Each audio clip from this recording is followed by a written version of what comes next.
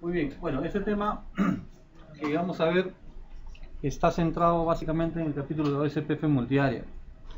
Vamos a resumir este, este capítulo en tres partes. Entonces vamos ahí. Correcto, el primer punto que vamos a ver es por qué utilizar OSPF multiárea. Hasta ahora más o menos ya tenemos una idea, ¿no?, de cómo funciona OSPF área única y también de cómo funciona OSPF multiárea, pero si tuviéramos que justificar por qué usar OSPF multiárea, ¿qué podríamos alegar? ¿Qué podríamos decir? Es más ágil en las tablas. Las tablas se hacen más ágiles, más pequeñas, ¿correcto? Muy bien. El procesamiento también se optimiza, ¿no? Perfecto. Muy bien, entonces vamos a tratar de encontrarle justamente esas razones, ¿no? Como dice Requés, efectivamente el tamaño de las tablas de enrutamiento va creciendo proporcionalmente al tamaño del área. Aquí tenemos este router, ¿no? Esta es la tabla solamente de este router, y conforme la red va creciendo, conforme van apareciendo más routers y más redes, la tabla de rutas de cada uno de los routers, de hecho aquí solo estamos mostrando este ejemplo, va creciendo también. Conforme la red va creciendo, la tabla de rutas también va creciendo. Hay que recordar que OSPF no sumariza dentro del área, ¿no? OSPF sumariza solamente en los routers de borde de área, ¿no?, o en los routers de borde de sistema autónomo. Entonces, como OSPF no sumariza de área, mientras todos estén dentro de la misma área, esta tabla va creciendo, va creciendo, va creciendo, hasta que llega un momento en que la tabla se va a hacer ya muy grande, ¿no? La tabla ocupa espacio entre la memoria del router y no nos conviene que sea muy grande porque consume muchos recursos, ¿correcto? Y si el área ya se convierte en un área de 50, 60, 70 routers, entonces las tablas se empiezan a ser demasiado grandes. Y si queremos resumir, sumarizar, necesitamos dividir esto en áreas, y ahí vamos a aplicar la sumarización estratégicamente. ¿Se entiende esta primera justificación del problema de tener un área muy grande, correcto? El segundo punto, ¿no?, el segundo punto es sobre la base de datos. Quizás no se habla mucho a veces de la base de datos de OSPF, pero OSPF, recuerden, tiene su Link State Database. Y en el Link State Database tiene información de toda la topología. Gracias a esta base de datos, OSPF puede saber y conocer toda la topología, ¿no?, el estado de enlace de todos los routers de su área. Una característica que debemos tener en cuenta es que todos los routers de una misma área van a tener una Link State Database idéntica, del mismo tamaño. Cuando ¿no?, un router tiene la obligación, por decirlo de alguna forma, de informar a los demás routers del área sobre el estado de sus enlaces.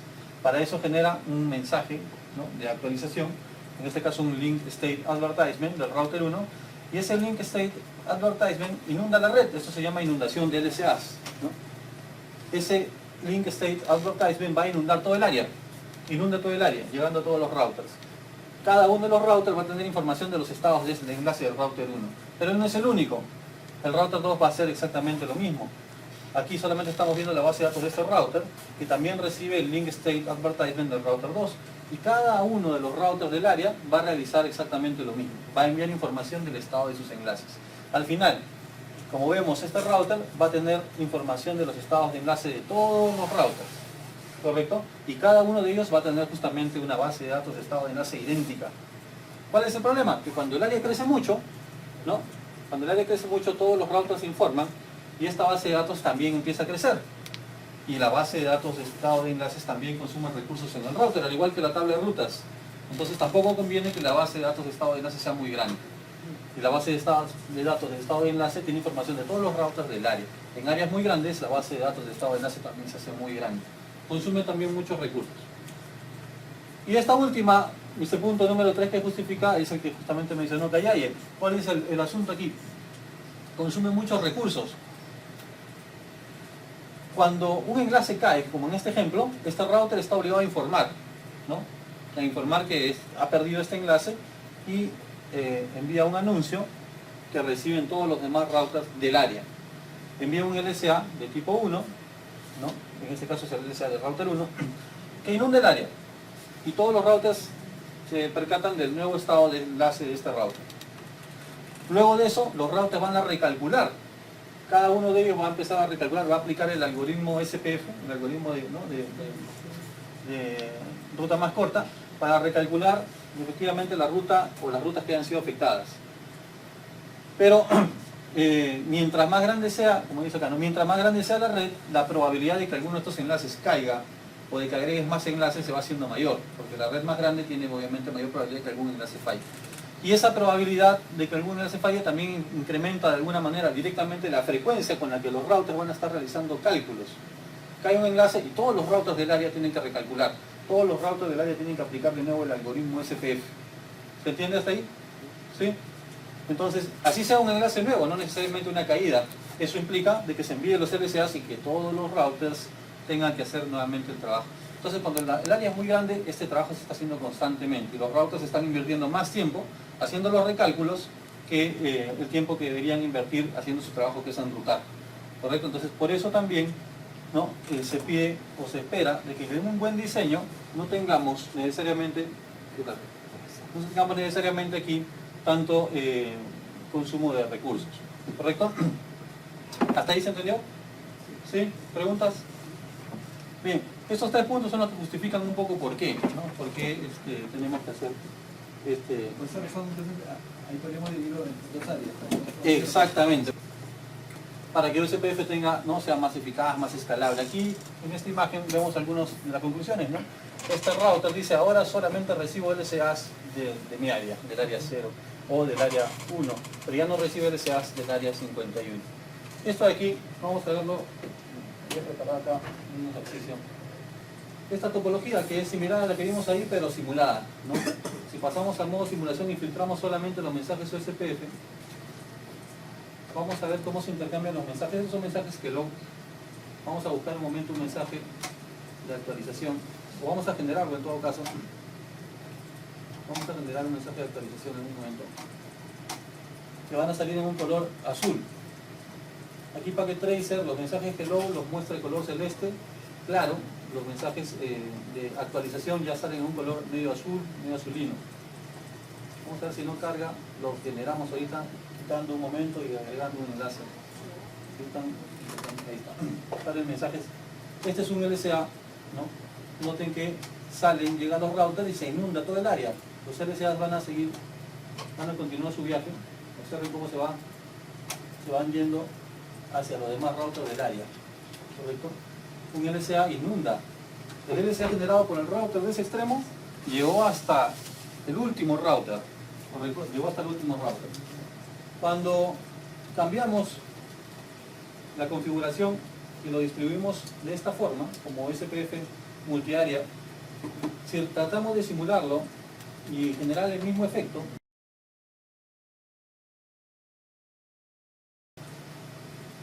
vamos a quitar aquel enlace, lo volvemos a poner.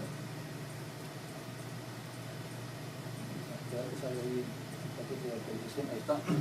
Sale el mensaje de actualización, pero observen que esta vez noten el color del mensaje, para que no se confundan. El mensaje no debe salir de su área, solamente llega hasta este router, pero este mensaje, observen bien por el color, ese mensaje no va a abandonar el área. Es decir, esa inundación de LSAs se va a quedar encerrada dentro de su área, porque estos routers no van a reenviar los paquetes LSA. El paquete LSA tipo 1, que es el que se intercambia, que envían los routers donde están informando el estado de sus enlaces, no cruza el área. ¿Se entendió? Esa es un poco la diferencia. Y al no cruzar el área, tenemos ahorro de ancho de banda, ahorro de memoria, porque las tablas son más pequeñas, y ahorro también de recursos del CPU, porque no van a realizar el algoritmo CPF con cada cambio que haya en la red. Hasta ahí, ¿se entiende entonces por qué se justifica el hecho de que OSPF tenga que diseñarse en varias áreas? ¿Correcto? Tiene varias ventajas. La sumarización se aplica aquí, en los routers de borde de área. ¿No? Aquí tenemos otro ejemplo, pero ya más o menos es lo que hemos mencionado, ¿no? Si falla un enlace, ese enlace solamente avisa, ¿no? O esas actualizaciones de tipo LSA tipo 1 solamente van a inundar el área afectada. Es decir, solamente estos routers van a recibir estas actualizaciones. Y solo ellos van a realizar el recálculo, ¿no? Del algoritmo SPF. Algunas ventajas entonces de OSPF multiárea: tablas de rutas más pequeñas, menor sobrecarga de actualización en el estado de enlace y también menor frecuencia en los cálculos SPF. Pero cuando implementamos OSPF multiárea hay que tener en cuenta cierta terminología, ¿no? Primero hay que entender de que cuando decimos multiárea estamos hablando ya de un sistema jerárquico, un sistema autónomo que implementa jerarquías. Y en este caso OSPF implementa dos jerarquías, el área backbone, que viene a ser el área principal, y las áreas que colindan, ¿no? Que son adyacentes al área backbone.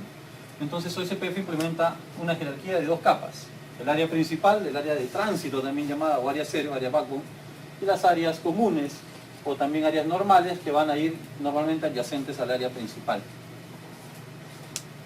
Dentro de las áreas comunes, estas áreas también se clasifican. Normalmente encontramos las áreas estándar, que son las comúnmente configuradas, pero a veces cuando los routers en estas áreas son de pocos recursos, se implementan otras áreas como el área de rutas internas o el área exclusiva de rutas internas, ¿no? Esto le llamamos áreas stub en configuración, ¿no? O total stub, o no so total stub, ¿no? Áreas no exclusivas de rutas internas. Porque en un área normal vamos a recibir mensajes LSA de tipo 1, de tipo 2, de tipo 3, de tipo 4, que lo vamos a mencionar en un momento, pero en un área interna vamos a empezar a dejar de recibir algunos de esos mensajes, porque cada LSA que recibe un router lo obliga de alguna manera a hacer un recálculo, a hacer un análisis, a tomarse un tiempo y recursos para analizar esa información. También, como parte de la terminología, debemos identificar los tipos de routers, ¿no? Que van tomando nombres. Un router que esté dentro del área backbone se le llama también router de core o router de respaldo. Un router que se encuentra entre dos áreas le llamamos router de área de borde de área, ¿no? ADR. Un router que se encuentra en el límite del sistema autónomo le llamamos ASBR, ¿no? Un router de borde del sistema autónomo. Y un router que todas sus interfaces están dentro de un área se le llama router interno. ¿Correcto? Entonces, en función a esas definiciones debemos de manejar también nosotros esa terminología cuando estamos frente a una topología OSPF.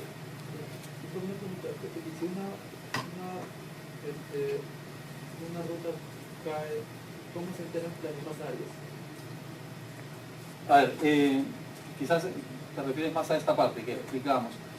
Cuando estamos hablando de un área, si es un área normal y cae un enlace, el router de borde tiene la obligación, él es el que se encarga de resumir todas las redes de acá. Vamos a ponerte un ejemplo práctico. Si acá tú tienes 10 redes que están sumarizadas y que están siendo informadas por el router 2, que caiga una no afecta el resumen. ¿Se entiende? Entonces no tiene por qué necesariamente, no tienen ellos que modificar sus tablas de rutas, porque para ellos es solamente una ruta de resumen que llega a esta zona. Entonces si cae una o caen dos, el resumen sigue siendo el mismo, el resumen no se modifica. Por lo tanto, ellos no tienen que hacer recálculos. Entonces es una de las ventajas de sumarizar en área. Pero sí, hay un mecanismo que permite, como te digo, si está resumido, justamente ahí está la ventaja. Lo que se modifica aquí dentro no afecta a otras áreas porque para ellos es un resumen, simplemente. Correcto, ahí la ventaja de aplicar la sumarización. Algunas recomendaciones: las áreas no deben de ser más de 50 routers, no debería un router estar conectado a más de 3 áreas, ni tampoco ningún router debería tener más de 60 vecinos. Son recomendaciones de Cisco, pero en realidad pues aplican para cualquier tipo de topología, como SPFIP. El segundo punto, también bastante importante, son los tipos de mensajes LSA. Los routers, dentro de los paquetes de OSPF, tienen un paquete que se llama un mensaje de OSPF que se llama LSU. Y un LSU puede contener diversos tipos de LSAs, ¿no? Un paquete de actualización de estado de enlace contiene anuncios de estado de enlace en el interior. Y los anuncios de estado de enlace de OSPF son 11. Sin embargo, nosotros nos vamos a concentrar en estos 5, ¿no? El anuncio 1, 2, 3, 4 y el anuncio de tipo 5. Vamos a ver en detalle, brevemente también, cada uno de ellos. Tenemos el mensaje LSA de tipo A. Los routers, todos los routers de OSPF envían mensajes LSA de tipo 1. Y básicamente anuncian el estado de sus enlaces. Pero los LSA de tipo 1 nunca salen de su área. Inundan, como hemos visto, inundan el área y nunca salen de dicha área. Todos los routers generan este tipo de mensaje. Cualquier router OSPF tiene que generar LSA tipo 1. El LSA tipo 2 solo lo genera el DR. Para que exista un DR, en principio tiene que estar en una red de acceso múltiple, como Ethernet, ¿no? Como puede ser Frame Relays, ¿no? Que también, si es que está configurado como punto multipunto, también tendríamos que definir un DR. Entonces, el LSA de tipo 2 solo lo genera el DR y va dirigido a los DRODers, ¿no? A los DR orders, para que reciban esa actualización. Y tampoco cruzan, un LSA de tipo 2 tampoco cruza a otras áreas. Correcto, esa es una característica de ese LSA. El LSA de tipo 3 es generado, como habíamos dicho, por los routers de borde y normalmente contiene el resumen, lo adecuado, aunque no es automático, hay que hacerlo manual el resumen con el comando, ¿no?, de rango. No es automático, pero sí uno configura el resumen, entonces el LSA de tipo 3 cruza con el resumen. Si uno no hace el resumen, el LSA de tipo 3 va a generarse por cada LSA de tipo 1 que se ha recibido, así que no sería tampoco conveniente. Un buen diseño debe considerar el resumen de las áreas, ¿no?, y el direccionamiento apropiado para poder aplicar el resumen también. El LSA de tipo 4, como habíamos mencionado acá, tenemos un router de borde de sistema autónomo, en este caso tiene una ruta estática y ya sale del sistema autónomo de OSPF, y esa ruta estática puede ser redistribuida al interior. Si redistribuimos la ruta estática, este router va a enviar un mensaje LSA de tipo 1, pero en ese mensaje LSA, en los mensajes LSA hay un bit que se llama el bit externo del sistema autónomo. Vamos a ver eso en la tabla.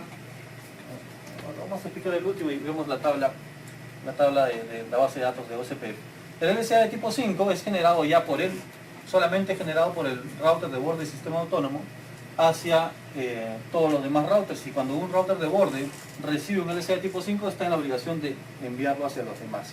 Este LSA de tipo 5 contiene los prefijos externos al sistema autónomo que están siendo redistribuidos a la red interna. Por esto, cuando vemos ya una ruta externa en nuestra... Antes de hacer la prueba, la red, ¿no?, en este ejemplo con Packet Tracer, y agarramos por ejemplo el router 5 y analizamos su tabla de rutas, Show USPF Database, encontramos información bien interesante y con esto vamos a tratar de entender mejor los tipos de mensaje LSA. Este router ha construido esto es su Link State Database, esta es su base de datos del router, y acá lo que vemos es todos los mensajes LSA que ha recibido. Mensajes LSA de tipo 1, mensajes LSA de tipo 2, mensajes LSA de tipo 3 y un mensaje LSA de tipo 5, ¿correcto? Eso se puede identificar porque los mensajes LSA de tipo 1 son los mensajes enviados por los routers. Aquí está, router link state, mensaje enviado por los routers. Aquí, por ejemplo, solamente viendo esto, podría venir una pregunta en una evaluación y decirte, en el área 1, ¿cuántos routers hay? Y la pregunta es bastante sencilla de responder. Dices, veo los LSAs de los routers y como cada router tiene que enviarme un LSA, aquí debo tener 1, 2, 3, 4, 5, acá hay 5 routers en esta área. ¿Correcto? Lo identifica solamente por la cantidad de LSAs que ha recibido, porque cada router está obligado a enviar uno. Si observas en esa área, en el área 50, en el área 1, tienes 1, 2, 3, 4 y acá está el quinto, el router 2. ¿Se entendió? Ahora, en el área 1, la pregunta sería, ¿cuántos routers DR hay? ¿Cuántos routers designados hay en todo el área? 2, correcto, muy bien. Los DRs envían los LSA de tipo 2, también llamados Net Link States. ¿Correcto? Hay dos DRs y están identificados. Cada uno tiene una loopback, ¿no? Le he puesto una loopback que identifica de alguna manera rápidamente al router, ¿no? El router 6, el router 4, el router 2, el router... Le he puesto una loopback que hace sencillo saber qué router es. Para básicamente por cuestiones didácticas, y entonces podríamos deducir que el router 3 y el router 6 son los DRs. Si lo vemos acá, en esta red de acceso múltiple, en este segmento, este es el DR, perdón, el 6. En este segmento el 6 es el DR. Y en este otro segmento, no se ve aquí, en este otro segmento, entre el router 3 y el router 2, el DR entre ellos dos es el router 3. Entonces en todo el área hay 2 routers designados. Y eso lo vemos acá, en cualquiera de las bases de datos, porque todas las bases de datos son iguales, ¿no? En cualquier base de datos podemos ver cuántos DRs hay en todo el área, por el tipo de LSA que se ha recibido. También estamos viendo aquí los mensajes, ¿no?, de resumen. Aquí estamos viendo el resumen que representa toda el área 51, que es el área que está a la derecha. Y esto es el identificador del router, el router ID, del router de borde, que en este caso es el router 2, el que está en el borde. Todos esos mensajes de tipo 3 son generados y enviados por el router de borde. Aquí vemos cuál es el router de borde. Y por último estamos viendo aquí la ruta predeterminada de 0.0.0, el hyperroute por defecto, que se ha generado en el router de borde sistema autónomo, enviado justamente por el router 2. aquí podemos ver que si la pregunta fuera ¿quién es el router de borde? La respuesta sería el router 2 porque él es el que nos ha enviado este LSA de tipo 5. El que genera los LSA de tipo 5 es el router de borde. Entonces, sabiendo quiénes generan los LSAs, qué routers, porque ya hemos visto los router interno, router de borde de sistema autónomo o router de borde de área, sabiendo el router designado, sabiendo los tipos de router que tenemos y quiénes están encargados de enviar los mensajes, podemos sacar muchas conclusiones solamente con ver la base de datos de estado de enlace. ¿Okay? Y poder deducir si la red se está comportando como esperamos. Si nos vamos al otro extremo, en otra área, ¿no? Y ejecutamos el mismo comando, porque este es otra área, vamos a ver el reporte.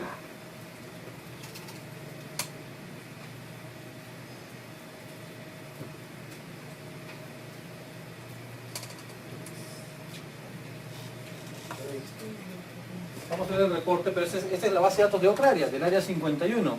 ¿Cuántos routers hay en esta área? 1, 2, 3, 4, 5 también, pero son otros. ¿Cuántos? Aquí noten que aquí no está el netlink state, porque en esta red, en esta área, de hecho, todos los enlaces son punto a punto. Y en las redes con enlaces de punto a punto no generan DR ni BDR. Entonces, en esa área no hay ningún mensaje de tipo LSA de tipo 2.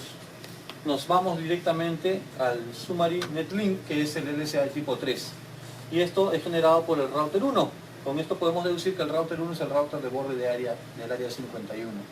También vemos que hay el LSA de tipo 4. Aquí sí se genera el LSA de tipo 4, ¿no? Porque recuerden que el router de borde sistema autónomo genera un LSA de tipo 1 y el router de borde, al evaluar ese bit, ¿no?, externo, lo convierte en un LSA de tipo 4 y lo envía al interior del área. Y aquí ya lo estamos viendo, el LSA tipo 4, ¿no?, que está siendo enviado por el router 1, indicándonos que el router de borde de sistema autónomo es el router con el router ID 0002, que en nuestro caso es el router 2. Entonces toda la red, toda el área 51 ya sabe quién es el router de borde de sistema autónomo. ¿Entiendes? Porque ha sido anunciado mediante un mensaje LSA de tipo 4.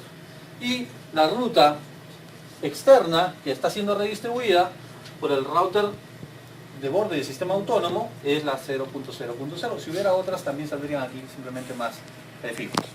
¿Se entendió hasta ahí? Esos son los 5 tipos de... Profe, ¿puede explicar ahí el tema del por qué no habían los DRs ahí?